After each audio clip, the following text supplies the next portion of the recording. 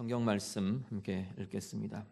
열왕기상 12장 1절부터 20절 말씀입니다. 구약 성경 534쪽입니다. 열왕기상 12장 1절에서 20절 말씀.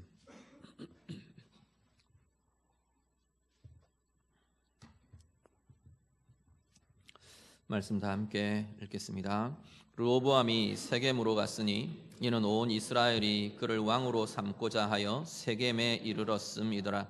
느밧의 아들 여로보암이 전에 솔로몬 왕의 얼굴을 피하여 애굽으로 도망하여 있었더니 이제 그 소문을 듣고 여전히 애굽에 있는 중에 무리가 사람을 보내 그를 불렀더라. 여로보암과 이스라엘의 온 회중이 와서 르호보암에게 말하여 이르되 왕의 아버지가 우리의 멍에를 무겁게 하였으나 왕은 이제 왕의 아버지가 우리에게 시킨 고역과 매운 무거운 멍에를 가볍게 하소서. 그리하시면 우리가 왕을 섬기겠나이다. 르호보암이 대답하되 갔다가 3일 후에 다시 내게로 오라 하매 백성이 가니라. 르호보암 왕이 그의 아버지 솔로몬의 생전에 그 앞에 모셨던 노인들과 의논하여 이르되 너희는 어떻게 충고하여 이 백성에게 대답하게 하겠느냐? 대답하여 이르되 왕이 만일 오늘 이 백성을 섬기는 자가 되어 그들을 섬기고 좋은 말로 대답하여 이르시면 그들이 영원히 왕의 종이 되리이다 하나 왕이 노인들이 자문하는 것을 버리고 자기 앞에 모셔 있는 자기와 함께 자라난 어린 사람들과 의논하여 이르되 너희는 어떻게 자문하여 이 백성에게 대답하게 하겠느냐? 백성이 내게 말하기를 왕의 아버지가 우리에게 매운 멍에를 가볍게 하라 하였느니라. 함께 자라난 소년들이 왕께 아뢰어 이르되 이 백성들이 왕께 아뢰기를 왕의 부친이 우리의 멍에를 무겁게 하였으나 왕은 우리를 위하여 가볍게 하라 하였은즉 왕은 대답하기를 내 새끼 손가락이 내 아버지의 허리보다 굵으니 내 아버지께서 너희에게 무거운 멍에를 매게 하였으나 이제 나는 너희의 멍에를 더욱 무겁게 할지라. 내 아버지는 채찍으로 너희를 징계하였으나 나는 전갈 채찍으로 너희를 징계하리라 하소서. 3일 만에 여로보암과 모든 백성이 르호보암에게 나아왔으니 이는 왕이 명령하여 이르기를 3일 만에 내게로 다시 오라 하였음이라. 왕이 포악한 말로 백성에게 대답할세 노인의 자문을 버리고 어린 사람들의 자문을 따라 그들에게 말하여 이르되 내 아버지는 너희의 멍에를 무겁게 하였으나 나는 너희의 멍에를 더욱 무겁게 할지라. 내 아버지는 채찍으로 너희를 징계하였으나 나는 전갈 채찍으로 너희를 징치하리라 하니라. 왕이 이같이 백성의 말을 듣지 아니하였으니 이 일은 여호와께로 말미암아 난 것이라. 여호와께서 전에 실로 사람 아히야로 느밧의 아들 여로보암에게 하신 말씀을 이루게 하심이더라. 온 이스라엘이 자기들의 말을 왕이 듣지 아니함을 보고 왕에게 대답하여 이르되 우리가 다윗과 무슨 관계가 있느냐? 이새의 아들에게서 받을 유산이 없도다. 이스라엘아 너희의 장막으로 돌아가라. 다윗이여 이제 너는 내 집이나 돌아보라 하고 이스라엘이 그 장막으로 돌아가니라. 그러나 유다 성읍들에 사는 이스라엘 자손에게는 르호보암이 그들의 왕이 되었더라. 르호보암 왕이 역군의 감독 아도람을 보냈더니 온 이스라엘이 그를 돌로 쳐 죽인지라. 르호보암 왕이 급히 수레에 올라 예루살렘으로 도망하였더라.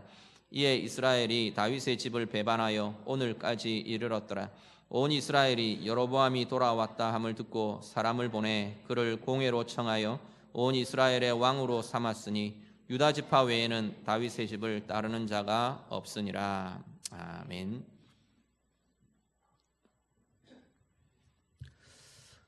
이제 솔로몬 왕이 죽고 그 아들 르호보암이 왕이 됩니다. 11장 맨 끝에 이 기사가 이렇게 기록이 되고요. 그리고 이제 그 일을 따라서 르호보암이 왕이 되고 또 전 이스라엘에 그 왕이 선포되는 그러한 의식들이 아마 진행되었던 것 같습니다. 근데 오늘 본문에 보면 오늘 본문의 1절은 이 르호보암 왕이 세겜으로 백성들을 만나러 갔다 그렇게 되어 있습니다. 그러면서 오늘 12장이 시작이 됩니다. 먼저 오늘 읽으신 본문을 조금 이렇게 간략하게 요약해서 소개를 하면 세겜으로 올라간다는 것 자체가 사실은 좀 일반적이지가 않습니다. 왜냐하면 왕의 왕궁이 예루살렘에 있죠. 예루살렘이 수도이고 성전도 예루살렘에 있고, 그러면 일반적인 상황 같으면 이제 르호보암이 왕이 되고 뭐 왕즉위식을 하든지 아니면 무슨 행사를 하든지, 그러면 백성들이 왕이 있는 왕궁으로 예루살렘으로 나아오는 게 보통의 평범한 일입니다. 그런데 지금 오늘 본문에는 백성들을 만나러 르호보암 왕이 세겜으로 올라갑니다. 르호보암 왕이 아주 겸손한 왕이 돼서 자기의 왕의 어떤 권위들을 내려놓고 내가 백성들을 만나겠다, 그래서 백성들이 있는 곳으로 찾아가는 그런 모양은 분명히 아닌 것 같아 보입니다. 그렇다면 이미 지금 백성들 안에 솔로몬의 여러 행해왔던 그것들이 쌓여져서 오늘 그 이야기가 계속 이어지겠지만, 르호보암 왕과 유다 왕가에 대한, 이 다윗 왕가에 대한 불만과 불평과 여러 가지 어려움과 이런 부분들이 자꾸만 드러나고 있는 상황이라는 겁니다. 그래서 르호보암 왕이 세겜으로 지금 이 백성들의 대표들을 만나러 올라갑니다. 세겜이라는 도시는 원래 이 여호수아 때 요단강을 건너와서 이스라엘 백성들이 가나안에 정착해가는 과정에서 굉장히 중요한 도시였습니다. 역할을 하던 도시였습니다. 중심이 되던 도시였는데, 처음 들어와서 여호수아가 모세가 명한 대로, 하나님 명령하신 대로, 모세가 알려준 대로 받은 율법을 가지고 세겜에서, 세겜 이 남북에 이렇게 그리심산과 에발산이 이렇게 마주보고 있어요. 그 도시가 세겜인데, 그리심산 쪽에서 백성들을 나누어 서게 하고, 그리심산과 에발산 백성들을 양쪽으로 나누어 서게 하고, 축복의 말을 그리심산에서, 에발산에서 저주의 말을, 이렇게 저주의 계명들을 선포하게 하나님 하셨어요. 그대로 그 일들을 진행했었습니다. 그런 교통의 길들이 세겜을 중심으로 나 있기도 하고요. 여러 상황에서 세겜은 이스라엘에 굉장히 중요한 역할을 하던 중심 도시였어요. 특히나 이 북쪽 열지파, 나중에 이제 남북으로 나눠지고 나면 북쪽 열지파에게 있어서 이 세겜은 중심 도시의 역할을 하게 됩니다. 결국 르호보암 왕이 세겜으로 올라갔다는 이야기는 이 열지파의 대표들이 모여서 왕에게 요구할 것이 있고, 그 요구를 왕이 들어보려고 지금 세겜으로 올라가고 있는 겁니다. 갔더니 이제 여로보암, 앞에 여로보암이 등장을 했었죠. 솔로몬을 피해서 애굽으로 숨어 들어갔던, 애굽을 피신했던 여로보암을 이 백성들이 불러 올렸어요. 그리고 백성의 대표들과 함께 나와서 요구를 합니다. 백성들의 핵심적인 요구는 뭐냐면 멍에를 가볍게 해달라입니다. 당신 아버지 솔로몬 왕 때 우리가 너무 힘들었다. 여러 가지 세금도 그럴 수 있을 거고요. 특히나 건축 사업들 때문에 우리는 너무너무 힘들었다. 근데 이 건축 역사들을 이렇게 보면 힘들 수밖에 없어요. 전부 다 사람 손으로 하던 시대인데 아마 굉장히 많은 수의 사람이 죽었을 것이고요. 백향목을 베어내고 운반해내고 돌을 찍어서 다듬어서 쌓아 올리고 모든 일들에 전부 다 사람 손으로 다 하던 그때 많은 이들이 죽었을 거고, 많은 이들이 힘과 고역에 시달렸던, 그렇게 이야기를 합니다. 우리 너무 힘들었다. 당신 아버지처럼 하지 말고 우리의 멍에를 좀 가볍게 해달라. 이게 백성들의 요구입니다. 그 백성들의 요구를 들은 르호보암 왕이 3일 있다 와라 그랬어요. 3일 있다 와라. 그래놓고 3일 동안 뭘 하느냐면 자기 주변 신하들에게서 자문을 얻습니다. 두 부류의 신하들이 두 종류의 자문을 내어놓습니다. 우리 잘 아시는 대로 이 노인들의 자문의 내용은, 왕이여, 당신이 백성들을 섬기는 왕이 되어 주십시오. 그리고 그들의 말 듣고 좋은 말로 대답해 주십시오. 그러면 당신 따를 겁니다. 이러고 조언을 합니다.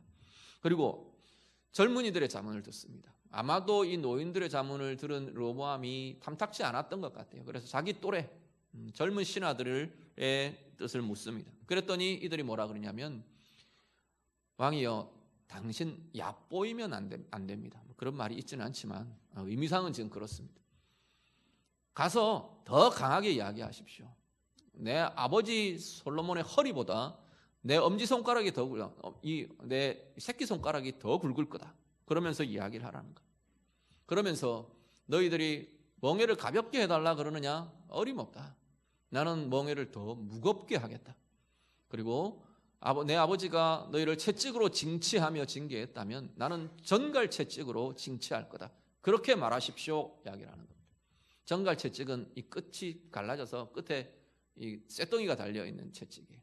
그러면 탁 치면 박혔다가 이렇게 탁 떼내면 살점이 톡 떨어져 나오는 그런 채찍이, 그냥 채찍이 아니고 내가 정갈 채찍으로 너희를 징치할 거다 그러라는 겁니다. 너희가 더 나를 두려워할 거다, 해야 될 거다. 내가 내 안의 큰과 위대함을 너희는 더 잘 알아봐야 될 거다. 이렇게 이야기하라는 겁니다.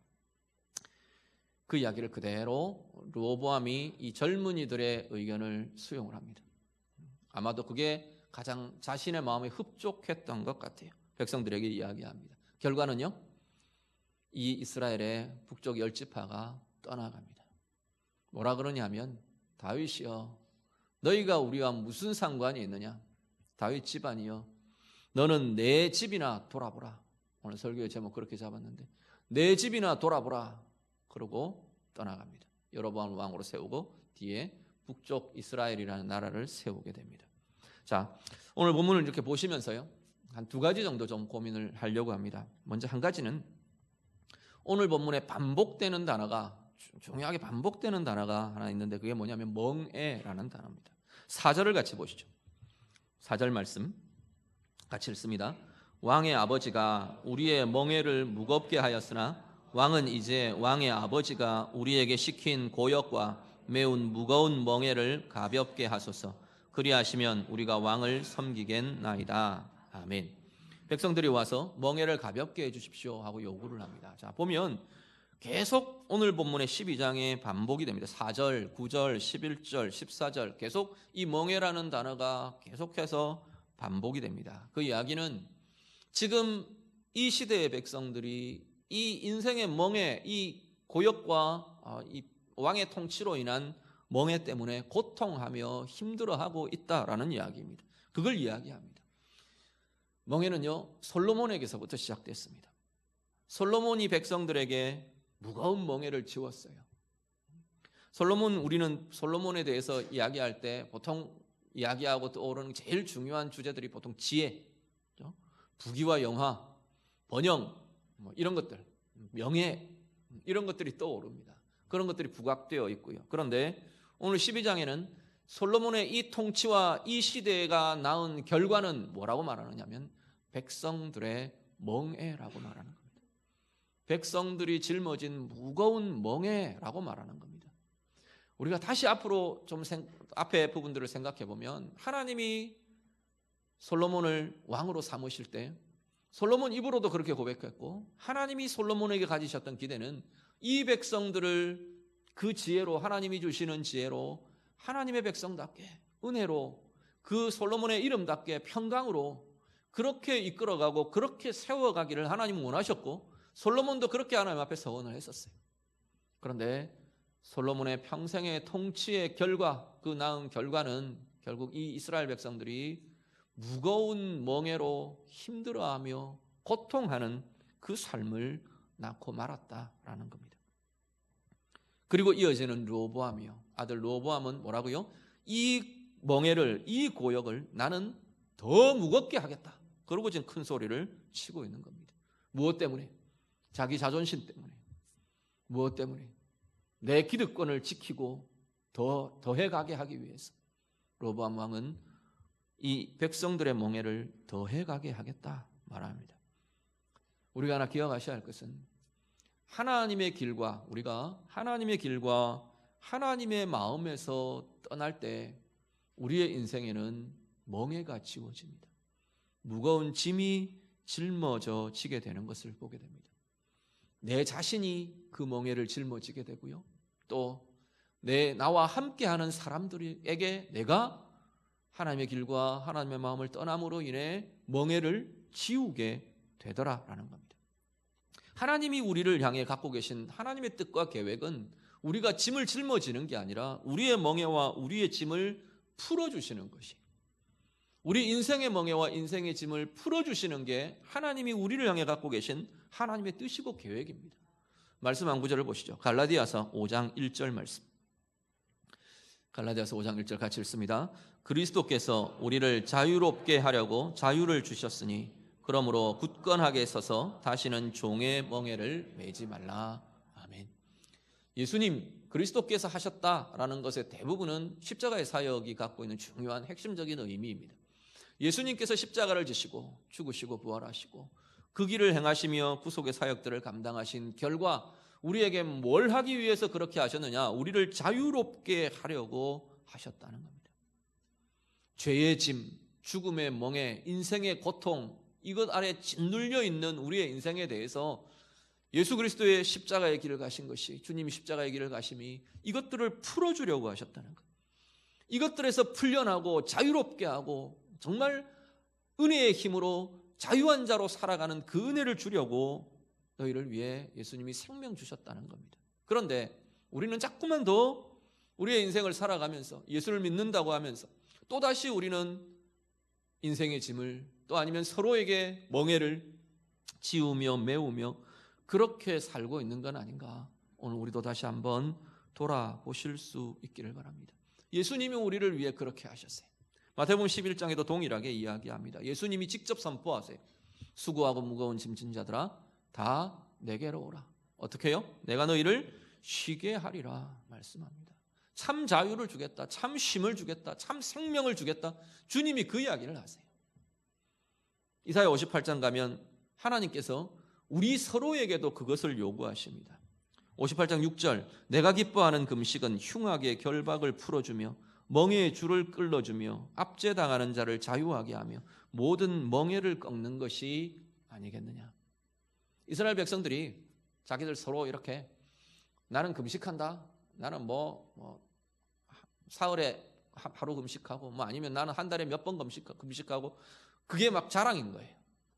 그런 종교의 행위가 자랑처럼 막 이야기되니까 하나님께서 이사야 선지자를 통해서 말씀을 전하십니다.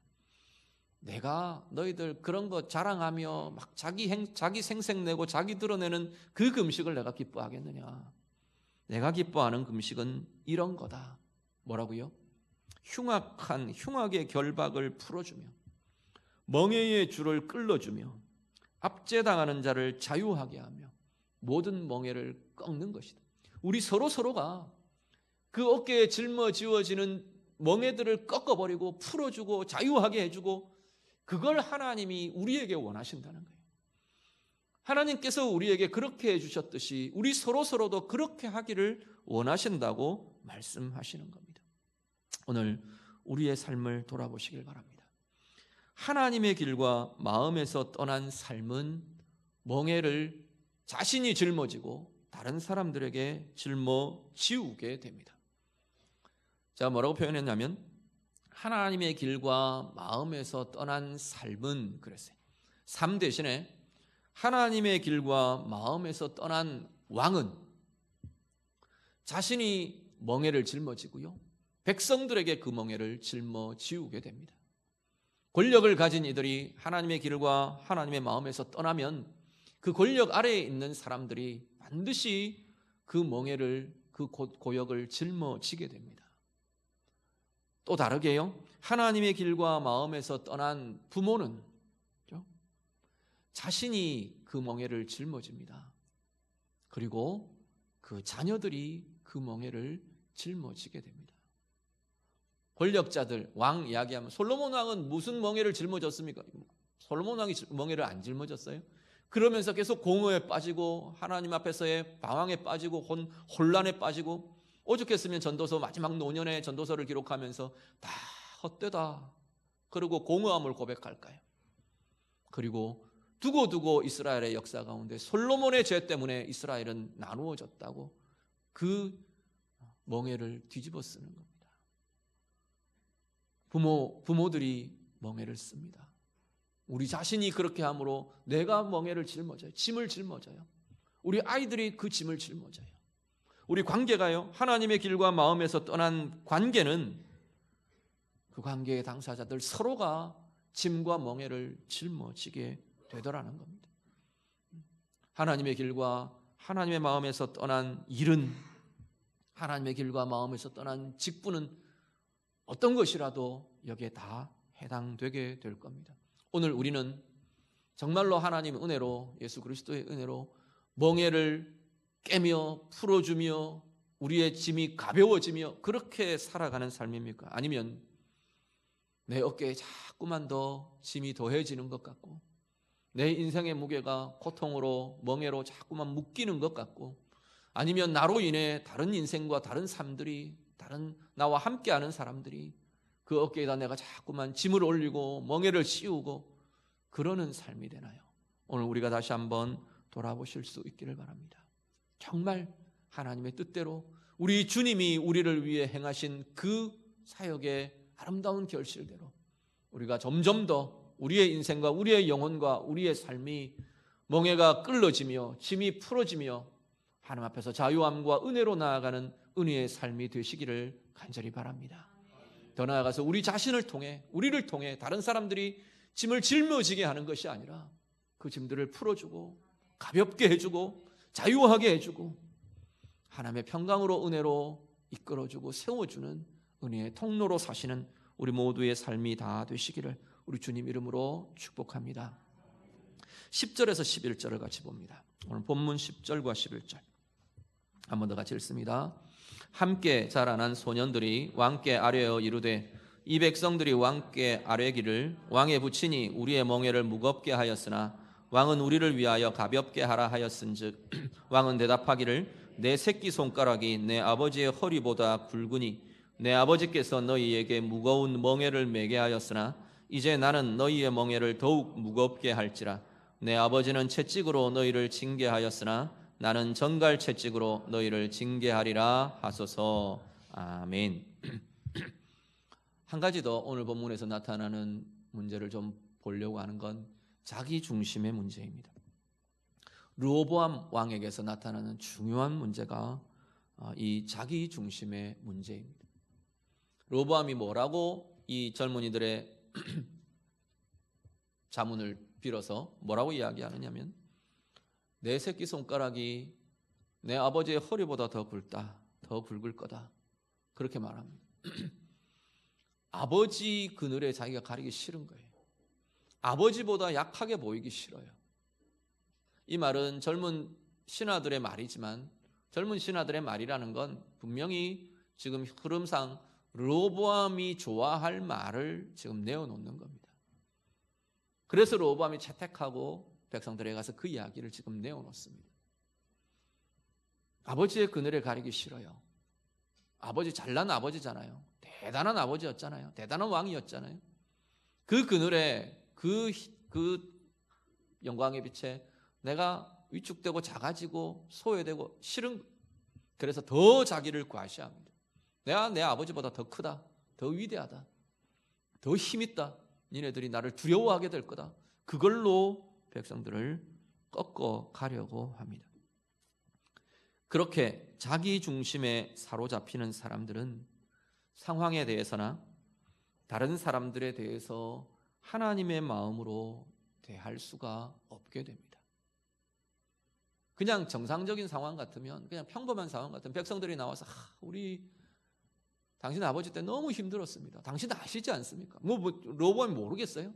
그 진행되었던 상황들을 너무 힘들었습니다. 이 고역과 이것들을 좀 덜어주십시오. 그러면 긍휼의 마음이 좀 일어날 수 있지 않겠습니까? 아무리 왕이라도 백성들을 아끼고 바라보는 마음들이라면 긍휼과 그들의 아픔을 아픔으로 느끼고 그렇게 하면 너무 좋겠는데, 자기 중심에 사로잡혀 있는 사람들은 그런 마음을 갖게 되지를 않습니다. 다른 사람의 입장에 대해서 이해하려 하지 않고요, 특히 다른 사람을 향한 긍휼이 그 가운데 품어지지를 않는다는 겁니다. 심리학 용어 중에 NPD라는 용어가 있습니다. 약자인데요, Narcissistic Personality Disorder라는 이것의 약자입니다. 나르시스적 인격장애, 또 아니면 자기애적 인격장애, 보통 이렇게 부르는 것들입니다. 이런 인격장애를 가진 사람들이 중요한 특징은 뭐냐면 자기에게 완전히 집중되어 있어요. 너무 자기에게 집중되어 있어서 다른 사람들이나 다른 환경들을 돌아보지를 못해요. 그들의 입장을 생각해 줄 수 없고 그들의 아픔을 이해해 줄 수 없고 감정이입이 안 되고 공감 형성이 안 되고 이런 인격장애예요. 대표적인 전형적인 극단적인 전형의 인물이 누구냐면 아돌프 히틀러예요. 그 히틀러가 극단적인 이 유대인 대학살이라는 이런 것들을 이루어내는 데는 이런 배경들이 좀 인격적인 배경들이 있습니다. 이들은 어떤 걸 갖느냐 하면 내 뜻은 무조건 옳아요. 내 뜻이 옳기 때문에 무조건 관철시켜야 돼요. 아름다운 것, 자기가 좋다고 생각하는 것, 자기가 아름답다고 생각하는 것, 이것 완벽에 대한 강박 같은 것들이 있어요.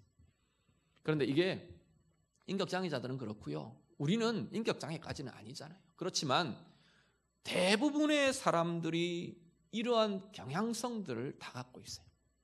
이건 사실은 아담과 하와가 범죄할 때부터 우리의 인격 속에 깊게 뿌리 내리고 들어온 우리의 죄성과 우리의 불행과 아픔의 근원이 되는 것 중에 하나예요. 자기중심성이라는 게. 건강한 자기중심이야 이렇게 서로 같이 품어 안고 하는 건강한 이유들이 될 수 있을 텐데, 이 자기중심에 우리가 사로잡히기 시작하면 이 NPD의 사람들의 특성들이 부분 나타납니다. 다른 사람에 대한 이해를 내가 차단해버려요. 들으려 하지 않아요. 긍휼히 여김이 자꾸만 차단돼요. 공감하기 어려워져요. 인정하고 받아들이고 하는 것들이 막혀버려요. 내 주장이 관철돼야 돼요. 오늘 우리의 삶에 우리도 르호보암이 특별히 어리석어서 그러느냐, 오늘 우리도 얼마든지 이 길을 갈 수 있다는 것을 기억하고 돌아보실 수 있기를 바랍니다. NPD 사람들 대부분 다 우리 학자들은 그런 이야기들을 합니다. 인정받지 못한 삶에서 그것을 채우고 그것을 보상하는 과정으로 보통 많이 나타난다고 이야기해요. 아니면 정반대의 경우도 있어요. 아주 과보, 자기만 알도록 보호하고 막 채우고 이러면서 그것들이 형성된다고도 봅니다. 대부분은 인정받지 못한 것, 내 인생의 공허함, 부족함, 이것들을 채우는 보상의 작용으로 이런 부분들이 나타난다고 봅니다. 오늘 우리들이요, 내가 자기중심성에서 놓여나는 굉장히 중요한 힘은 뭐냐면 하나님이 나를 인정해 주시고 하나님이 나를 수용해 주시는 그 은혜를 경험하고 누리는 겁니다. 예수님이요, 우리 하나님께서 우리의 어떤 것도, 우리는 죄 있는 그 상태, 우리가 불의함에 머물고 있던 그 상태, 거룩하지 않던 그 상태에 하나님이 우리를 부르셨어요. 어떤 조건도 없이 우리를 인정해 주시고 우리를 사랑해 주시고 우리를 품어주셨어요. 그 사랑이 우리 가운데 경험되면서 누려지면서 이런 나로 집중되는 이 삶이 풀어져 나가고 녹아져 내리는 겁니다. 내가 나를 지켜가지 않아도 안전한 거예요. 내가 나를 주장하지 않아도 나는 존귀한 존재인 거예요. 하나님이 나를 존귀하다고 인정해 주시는데요, 하나님이 나를 인정해 주시고 사랑해 주시는데요, 내가 나를 과시하고 내가 나를 막 드러내고 하지 않아도 나는 여전히 하나님의 사랑받는 존재예요. 나는 여전히 하나님의 인정받는 존재예요. 그게 우리 가운데 누려지고 경험되고 나타날 때 이런 것들이 조금씩 허물어지고 녹아내립니다. 그 자리가 어떻게 되냐면 자유함이 일어나는 자리예요. 참된 행복이 그 자리에서 누려지는 겁니다. 히틀러가 행복했을까요? 르호보암이 행복했나요? 솔로몬이 행복했나요? 아니에요. 자기를 주장하고 드러내고 과시하고 아무리 그래봐야 내 속은 자꾸만 공허해져요. 비어져요. 무너져 내려요. 우리는 그 악순환을 계속 해갑니다. 그래서 또 다른 것들을 해가고 또 내가 생각하는 안전장치들을 마련하려고 하고 해보니까 또 공허하고 또 비어지고. 그런데 바꾸어 버리면요, 하나님의 은혜가 우리 가운데 들어오기 시작하면, 하나님이 인정해 주시는 그 인정과 사랑이 내 가운데 누려지기 시작하면 아무것도 아니라도 괜찮아요. 아무것도 아니라도 나는 안전해요. 아무것도 진행되지 않아도 나는 자유해요. 하나님의 은혜의 힘으로 설 수 있는 자리가 그 자리에 나타나게 되더라는 겁니다. 오늘 우리의 삶이 이 은혜 가운데 새롭게 되어 가시기를 간절히 바랍니다. 우리의 삶이 나 자기 중심에서 하나님 중심으로, 하나님의 마음과 하나님의 생각으로 나를 보고, 하나님의 생각과 하나님의 마음으로 사람들을 보고 나의 상황을 보고 자꾸만 그렇게 바뀌어질 수 있기를 간절히 바랍니다. 특별히 다른 사람들에 대해서요, 하나님의 마음으로 그 사람들에 대한 상황과 상태에 대한 이해를 갖고 긍휼을 품고 그렇게 나아가면서 하나님 원하시는 그야말로 평안의 도구로, 은혜의 도구로, 치유의 도구로, 자유함의 도구로, 하나님 원하시는 생명의 통로로 그렇게 쓰임받으며 살아가시는 우리 모두의 삶이 다 되시기를 우리 주님 이름으로 축복합니다. 기도하겠습니다. 말씀으로 같이 기도합니다. 오늘 내 삶에 자꾸만 내 인생 내 어깨에 짐이 더해지는 것 같은 자리들이 혹 있으십니까? 무거운 멍에가 나를 짓누르는 것 같은 자리들이 혹 있으신가요? 하나님 앞에 좀 내어드리며 고백하며 기도하시면 좋겠습니다.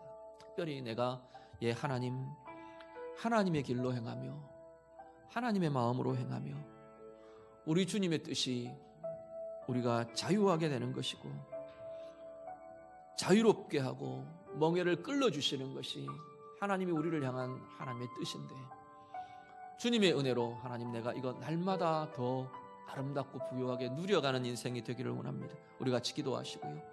또 다른 사람들에게 내가 멍에를 짊어지우고 짐을 지우는 인생이 되지 않도록, 그게 우리 가족이 되었든 우리 자녀들이 되었든 우리 지체들이 되었든 누가 되었든 하나님 내가 짐을 지우는 인생이 아니라 짐을 풀어주고 멍에를 끌어주는 은혜의 통로가 되기를 원합니다. 우리 같이 기도하시고요. 나로 자꾸만 몰입하고 붙들리는 자리가 오기 있으십니까? 하나님 앞에 좀 내어드리시기를 바랍니다. 내가 나를 주장하지 않아도, 내가 나를 지키지 않아도, 내가 나를 변호하지 않아도 우리 하나님이 나를 사랑하셔요. 하나님이 나를 인정해 주신대요. 하나님이 나를 조건 없이 받아주셨대요.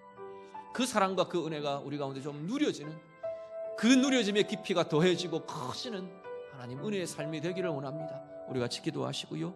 나도 다른 사람 향해서 하나님의 마음으로 품고 긍휼로 대하고 하나님의 은혜를 전해주는, 하나님의 부요함을 나타내어주는 그러한 통로로 하나님 쓰임받기를 원합니다. 우리 같이 기도하겠습니다. 기도드립니다. 하나님 아버지, 오늘 우리의 마음을 드리며 고백합니다.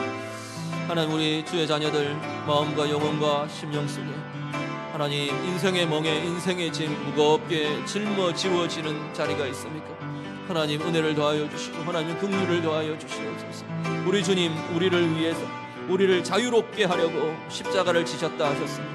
하나님, 다시는 종의 멍에를 매지 말라 하셨는데 하나님, 우리의 심령 가운데, 우리의 영혼 가운데, 우리의 인생 가운데 주님의 은혜로, 주님의 생명으로, 주님의 함께 하시는 그 사랑으로 날마다 우리의 멍에가 끌어지며 깨어지며 우리의 짐이 풀어지며 점점 더욱 자유롭게 되어가고 은혜로 평강으로 나아가는 은혜의 삶이 되도록 하나님 인도하여 주시옵소서. 하나님, 우리의 삶에, 우리의 생각에, 우리의 영혼에 하나님 나 자신을 향한 자기중심, 자기의 아버지 집착하며 몰입하는 하나님 이 모든 생각과 마음들이 다시금 풀어져 가기를 원합니다. 하나님, 내가 나를 주장하지 않아도, 내가 나를 지키지 않아도, 내가 나를 변호하지 않아도, 내가 나를 드러내지 않아도 우리 하나님이 나를 인정해 주시고 우리 하나님이 나를 사랑해 주시고 우리 하나님이 나를 존귀케 해 주심이 하나님 우리 가운데 날마다 더하여지며 누려지도록 아버지 하나님 인도하여 주시옵소서. 그래서 오히려 하나님의 생각을 품으며 하나님의 마음으로 다른 이들을 바라보며 하나님의 긍휼로 다른 사람들을 품고 대하며 열어줄 수 있는 은혜의 통로가 하나님 우리 모두가 되어가도록 아버지 하나님 인도하여 주시옵소서. 날마다 더 힘있게 자라가며 성숙하며 깊어져가며 은혜의 부요함으로 나아가게 하옵소서. 하나님 아버지, 이 자리에도 혹 우리 인생의 무거운 짐과 멍에 때문에 지치고 눌려있는 이들이 있습니까?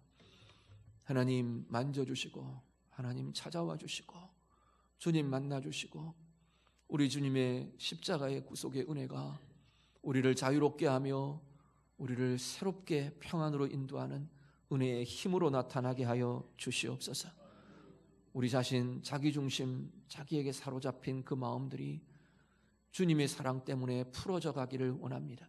우리를 조건 없이 인정해 주시고 수용해 주시고 품어 주시고 사랑해 주시는 그 하나님의 사랑이 우리를 안전하게 하고 우리를 든든하게 하고 우리를 자유하게 하는 그 힘을 누리게 하셔서 우리는 다시 다른 사람들을 향해 그 은혜를 베풀며 그 긍휼을 베풀며 나아가는 은혜의 삶들 되게 해 주시옵소서. 예수님 이름으로 기도드립니다. 아멘.